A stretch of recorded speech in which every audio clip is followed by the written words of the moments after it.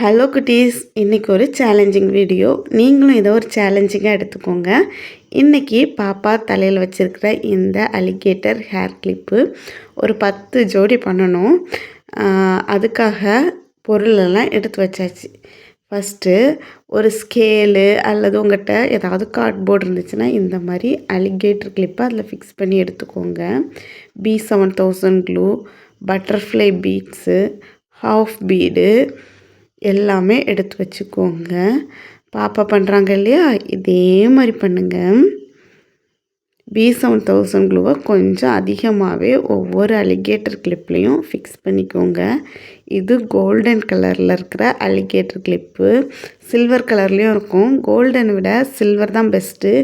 ஏன்னா கோல்டன் கருத்து போயிடும், சில்வர் கடைசி வரைக்கும் அதே சில்வர் கலர்லேயே இருக்கும். ஸோ உங்களுக்கு சில்வர் கிடச்சின்னா ரொம்ப பெஸ்ட்டு. அதுக்கப்புறமா பட்டர்ஃப்ளை பீடு ஒன்று ஃபிக்ஸ் பண்ணிட்டாங்க. அதுக்கு மேலே ஒரு ஷைனிங் ஹாஃப் பீடை ஃபிக்ஸ் பண்ணிட்டாங்க. சேம் கலரில் இருக்கிற இன்னொரு பட்டர்ஃப்ளை பீடு, ஒரு ஹாஃப் பீடு.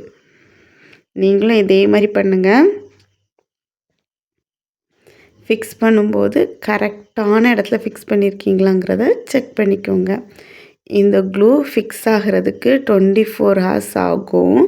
அதுக்கு முன்னால் எந்த டிஸ்டர்பும் பண்ணக்கூடாது.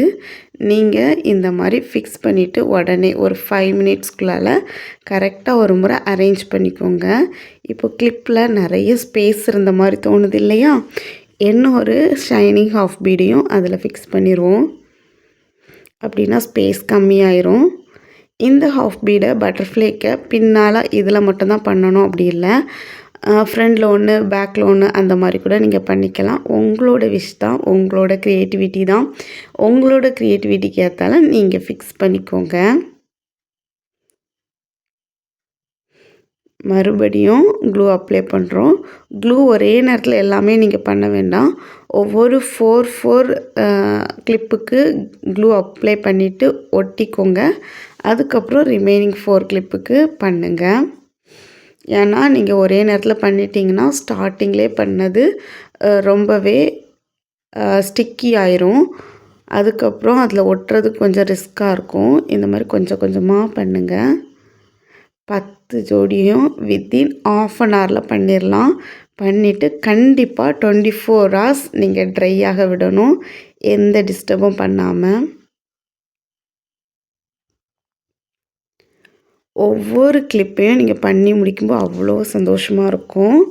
இதில் இருக்கிற ஒவ்வொரு கலருமே ஒவ்வொரு ட்ரெஸ்ஸுக்கு வியர் பண்ணிக்கலாம். உங்களோட பார்ட்டி வியர் ட்ரெஸ்ஸுக்கு, யூனிஃபார்முக்கு, எதுக்கு வேணாலும் நீங்கள் இதை மேட்ச் பண்ணிக்கலாம்.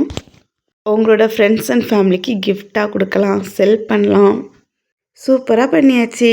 இன்றைக்குள்ள சேலஞ்சை ஃபினிஷ் பண்ணவங்க ஃபினிஷ்னு கமெண்ட் பண்ணுங்கள்.